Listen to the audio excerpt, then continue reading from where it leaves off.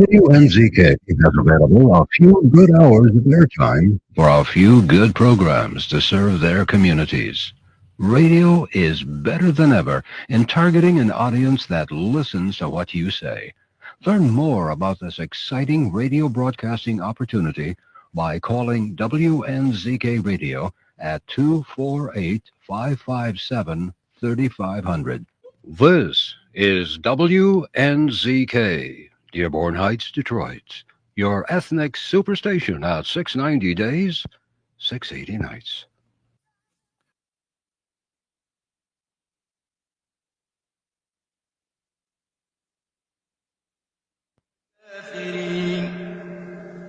ما جعل الله من بحيرة ولا سائبة ولا وصيلة ولا حام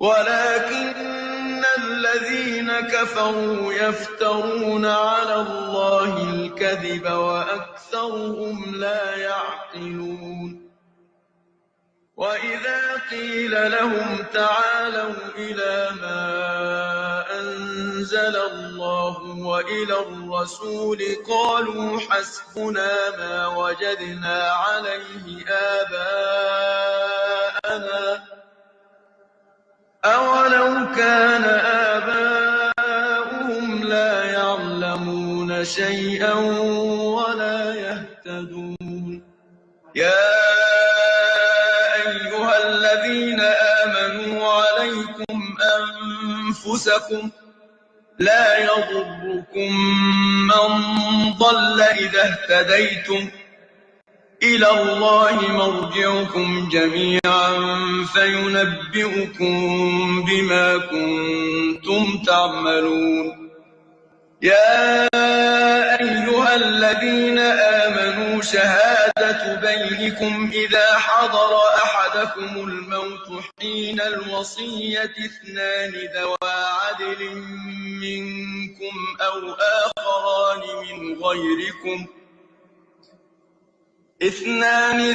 عدل منكم أو آخران من غيركم إن أنتم ضربتم في الأرض فأصابتكم مصيبة الموت تحبسونهما من بعد الصلاة فيقسمان بالله إن ارتبتم لا نشتري به ثمنا ولو كان ذا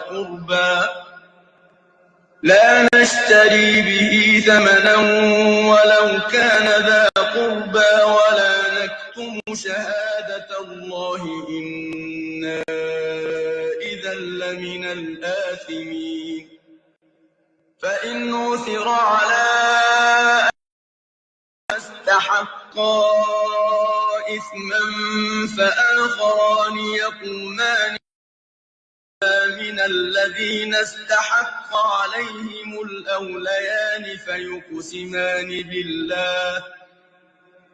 فيقسمان بالله لشهادتنا أحق من شهادتهما وما اعتدينا إنا إذا لمن الظالمين ذلك أدنى أن يأتوا بالشهادة على وجهها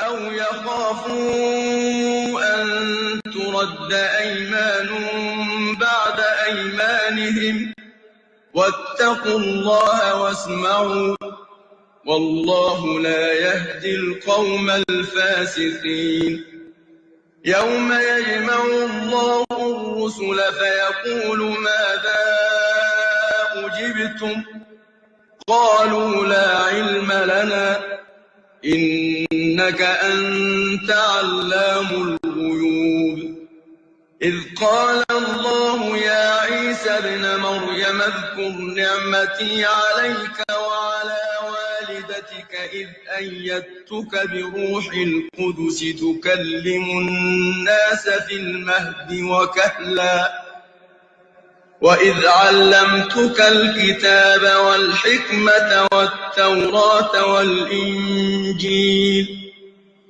وإذ تخلق من الطين كهيئة الطير بإذني فتنفخ فيها فتكون طيرا بإذني وتبرئ الأكمه والأبرص بإذني وإذ تخرج الموتى بإذني وإذ كففت بني إسرائيل عنك إذ جئتهم بالبينات فقال الذين كفروا منهم إن هذا إلا سحر مبين وإذ أوحيت إلى الحواريين أن آمنوا بي وبرسولي قالوا آمنا واشهد بأننا مسلمون إذ قال الحواريون يا عيسى ابن مريم هل يستطيع ربك أن ينزل علينا مائدة من السماء قال اتقوا الله إن كنتم مؤمنين قالوا نريد أن نأكل منها وتطمئن قلوبنا ونعلم أن قد صدقتنا ونكون عليها من الشاهدين قال عيسى ابن مريم اللهم ربنا أنزل علينا مائدة من السماء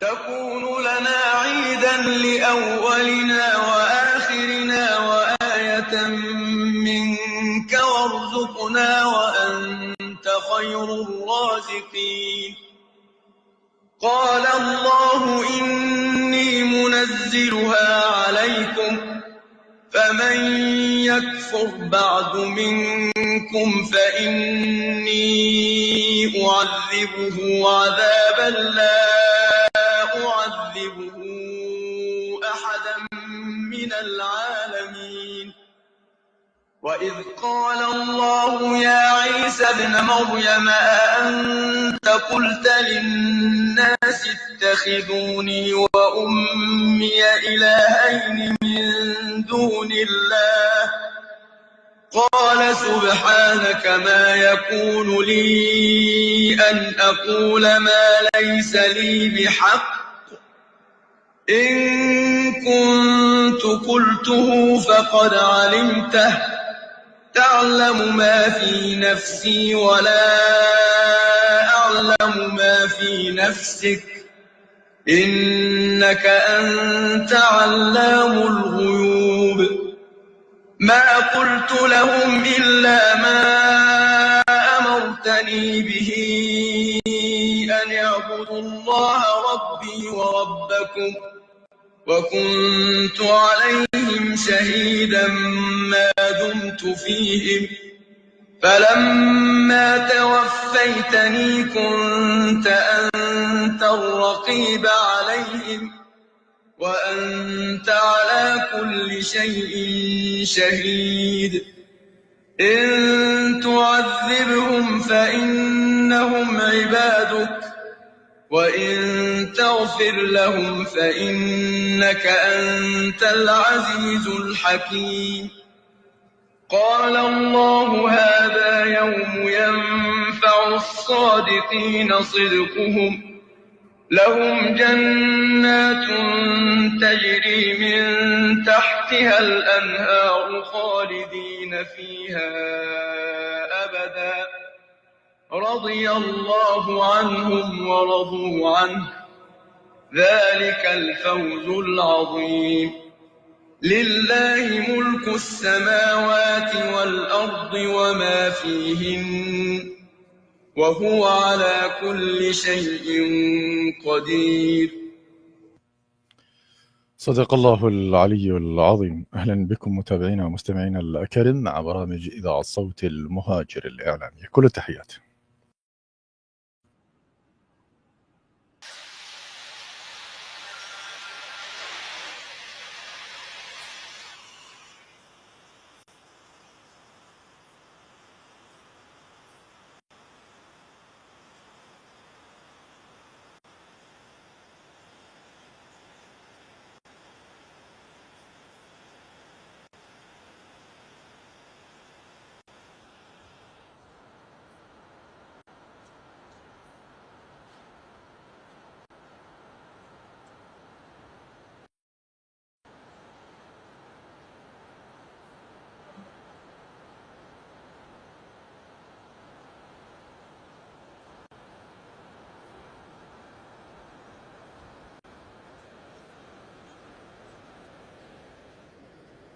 نعم، طيب الله مساكم مستمعينا ومتابعينا الأكارم. أهلا بكم مع برامج إذاعة صوت المهاجر الإعلامية. كل التحيات لكم ضمن برامجنا السياسية والثقافية والاجتماعية على مدار الأسبوع، وأنتم تستمعون إلى إذاعة صوت المهاجر الإعلامية ضمن إرسالية المهاجر من الآن وحتى الساعة 12 ليلا ضمن برامجنا السياسية والثقافية والاجتماعية.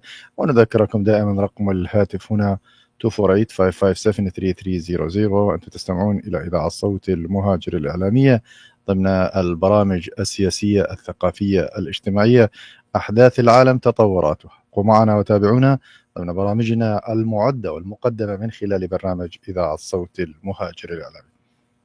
كل التحيات لكم مستمعينا ومتابعينا الكريم. اليوم الأربعاء، نتمنى لكم وقتا طيبا ممتعا ضمن البرامج السياسية والثقافية وبرنامج إذاعة الصوت المهاجر الإعلامية وعبر أثير إذاعة الصوت المهاجر. قوموا معنا وتابعونا ونحن وإياكم نتواصل حتى الساعة 12 ليلا ضمن البرامج السياسية والثقافية والاجتماعية. أنتم تستمعون إلى إذاعة الصوت المهاجر. ابقوا معنا. لنا ولكم الأجر مستمعينا ومتابعينا الكريم في برنامج دروب الخالدين في ذكرى استشهاد الإمام علي بن أبي طالب عليه السلام في هذه الليلة المباركة، ليلة القدر، ونحن نعيش في رحاب مولانا ومجتبانا أمير المؤمنين علي بن أبي طالب عليه السلام في ذكرى شهادته الميمونة. في ليلة غاب فيها القمر وتوسدت الكوفة، هدت الظلام، حاطت السماء بتلك المدينة التي شهدت واحدة من أقصى اللحظات في تاريخ البشرية هنا على أرض ملأتها الحكمة والصبر. كانت خطوات الإمام علي بن أبي طالب عليه السلام تقود العالم إلى ما هو أكبر من العدل وأعمق من الفضيلة. الإمام علي بن أبي طالب الذي أبهر العالم بخطبه التي كانت تسافر عبر الزمان إلى كل قلب وعقل، رجل جمعت شخصيته أبعاد الإيمان والتضحية، الشجاعة والشفقة، البلاغة والمعجزة. لم يكن مجرد قائد أو رجل حكيم، كان تجسيدا حيا للإنسان الكامل الذي جمع بين الفهم العميق لدروب الحياة والإدراك الحقيقي لمعنى الدين. كان الإمام علي بن أبي طالب عليه السلام هو الصوت الذي رفع راية الحق في وجه الظلم، وهو اليد التي حمت الفقراء والمحتاجين، وهو القلب الذي عاش بمحبة الله وتقديم الخير للأمة. كان الإيمان ليس دائما طريقا سهلا، إذ يختبر بأشد المحن وأكثرها قساوة.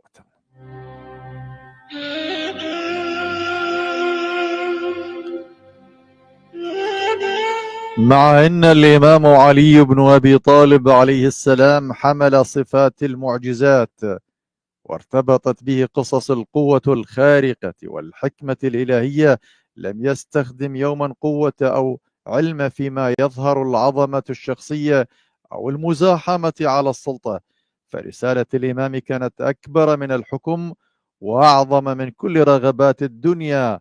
لقد حمل على عاتقه نشر العدالة ومواجهة الجهل ومحاربة الظلم بكل أشكاله.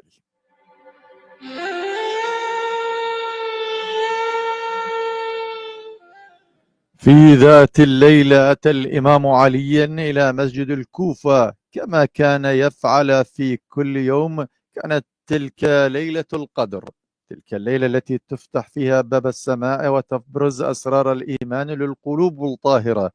دخل الإمام إلى المسجد الوقوف بين يد الله، لكن ما كان ينتظره تلك الليلة لم يكن توهجا سماويا بل خيانة قاتلة.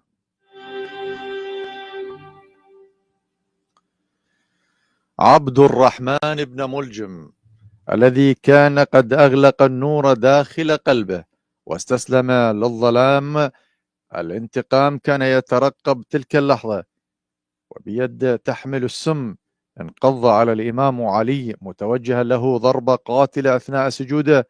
فزت ورب الكعبة، كلمات خرجت من فم الإمام وهو يرى النهاية تتسرب إلى حياته، وكأنه يود أن يخبر الجميع إن الفوز الحقيقي هو لقاء الله وهو الحياة الأبدية.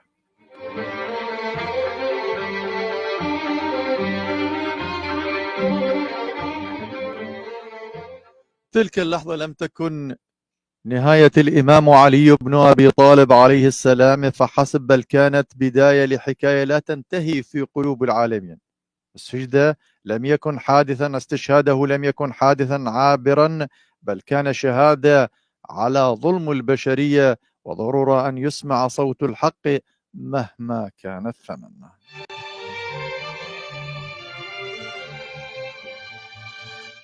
لقد ترك الإمام علي بن أبي طالب عليه السلام للأمة إرث لا يضاهى من خطبه الكاملة التي تسير إلى أعماق الفهم الإنساني والإيماني، إلى حكمة التي أضاءت طريق الأجيال، إلى منهج في القيادة الذي ظل مثالا يحتذى به حتى يومنا هذا. لم تكن حياة مجرد حياة شخص واحد، بل كانت درسا للبشرية كلها عن معنى الحب والتضحية والإيمان الحقيقي.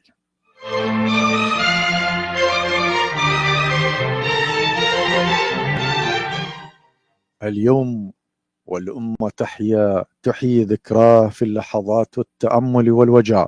يستذكر العالم كيف أن شخصا واحدا استطاع أن يكون رمزا للعدالة الإلهية، منارا للحكمة وسيفا للحق. الإمام علي بن أبي طالب عليه السلام لم يكن ببساطة رجلا يمشي بين الناس، بل كان نورا يمشي بينهم، يضحي في سبيلهم ويبني لهم حياة أفضل.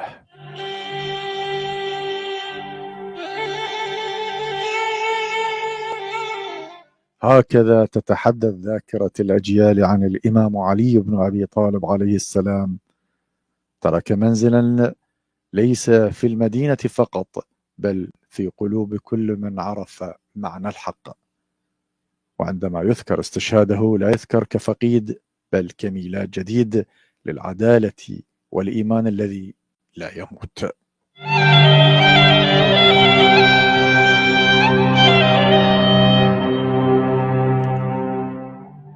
لأن العظماء لن ولن يموتوا، أما التافهين يحكمون باستبداد، يستخدمون القوة الخارقة، لكن سيموتون وينضوون، ولن يذكرهم التاريخ إلا بجرائمهم البائسة مهما جملها المنافقين والقبيحين في تجميل صورة القبح لدى الآخرين. في هذه اللحظة التاريخية نعيش ذكرى شهادة أمير المؤمنين علي بن أبي طالب عليه السلام، ونحن نتابع هذه اللحظة. لم يموت علي، بل بقى في قلب كل حر، وأنا أقولها بصدق، في قلب كل حر، طاهرا نظيفا عفيفا ليس ملوثا.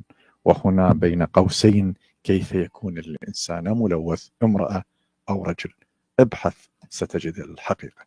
كل التحيات.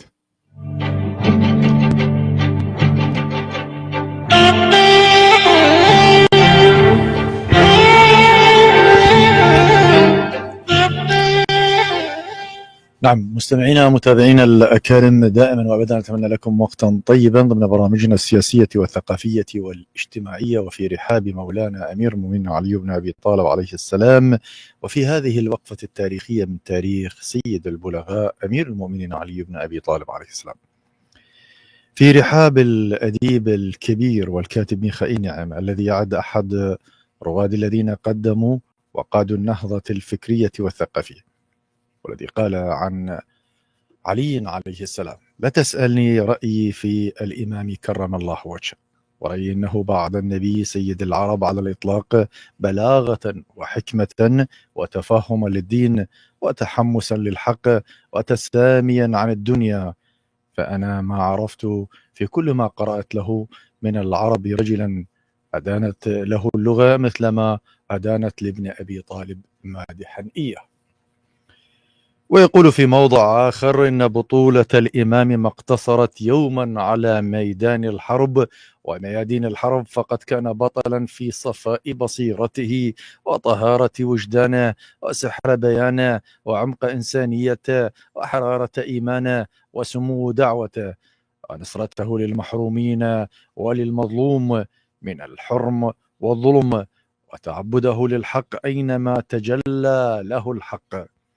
هذه البطولات ومهما تقادم بها العهد لا تزال معلقة غنية نعود إليها في كل يوم كلما اشتد بنا الوجود إلى بناء حياة صالحة فاضلة، فاختصر بذلك نعيم إعجابه بشخصية الإمام علي بن أبي طالب عليه السلام. كما يقول في تقديم كتاب جورج جرداق الإمام علي صوت العدالة الإنسانية: إنه مكرس لحياة عظيم من عظماء البشرية أنبتته أرض عربية، لكنه ما استأثرت به وفجر ينابيع موهبة الإسلام، ولكنه ما كان للإسلام، وإلا كيف لحياته الفذة أن تلهب روح كاتب مسيحي في لبنان فيتصدى لها بالدرس والتحليل والتحميص. وفي جانب آخر وهو الجانب الأكثر إشراقا للمرحوم الراحل تعالت بك الأرض، وفي كتاب في محراب علي بن أبي طالب عليه السلام جمع الشاعر الراحل خليل فرحات أجمل القصائد عبر فيها عن علاقته الخاصة بالإمام علي بن أبي طالب عليه السلام، وما جاء في إحدى القصائد: فيك استوى الرحمن بالفعل والفكر، وفيك تجلت قدرة الله آية، كما شعشعت في الضوء خالصة الدر، وفيك رأى الوجدان معنى وجوده، وقيمة عيش المرء في مهمة العصر، تعالت بك الأرضون واشتد ظهرها، فلولاك هذه الأرض مقسومة الظهر. الكاتب والشاعر المسيحي رحمه الله الراحل خليل فرحات. هؤلاء العظماء الذين تجسد عليا في شعرهم وفي أدبهم وفي قولهم وفي حركتهم، ولا يغنين الجاهلين وأبناء البغايا قالوا ما قالوا وفعلوا ما فعلوا، فإنهم أجر وأجر أن يكون لهؤلاء القوم الذين كتب عليهم التاريخ أصحاب الرايات وأبناء البغايا لا يغيرون شيئا من إشراقة الشمس. الشمس عندما تشرق يتبدد ظلام، وهكذا هم الكتاب الذين كتبوا عن الإمام علي بن أبي طالب. وهذا الشاعر المسيحي اللبناني خليل فرحات جسد ما لم يجسده أو تجسده أي شخصية شيعية مجاملة منافقة تافهة بائسة تجامل على الحق مع مشيئة من خلقه الله قبل خلق الكون. هذه الحقيقة التي لا يقولها البعض ويحاول الجمع ويحاول المجاملة، وغدا سيذهب إلى حفرة بائسة لا يجد فيها أي شيء، لا هواء ولا ماء، إلا أعماله التي اكتسبها في هذه الدنيا. هكذا وقف العظماء أمام علي بن أبي طالب كجورج قرداح، بول السلامة، وكذلك الكبير جبران خليل جبران، ميخائيل نعيمة، خليل فرحات. كلهم هؤلاء ليس لهم انتماء ديني بل انتماء إنسانيا، ففاقت إنسانيتهم كل الوجود الذي كان بعيدا عن متناول البعض الذي يحسب نفسه على علي بن أبي طالب ثم يقوم بتأليف كتاب بائسا ليدفع له مجموعة من الريالات هؤلاء، ثم بعد ذلك يأخذون العمائم فيضعونها على رؤوسهم البائسة ويظنون أنهم ينتمون لعلي بن أبي طالب عليه السلام. وهذه هي المصيبة الكبرى للأسف الشديد التي تضرب الآخرين بجهلهم والدهماء التي تسيطر عليهم. هذا هو علي بن أبي طالب عليه السلام الذي جسده الكبار، فعلي لا يليق بالصغار فقط يليق بالكبار. من يجسد عليا غيرهم أصحاب الفكر والهامات العالية.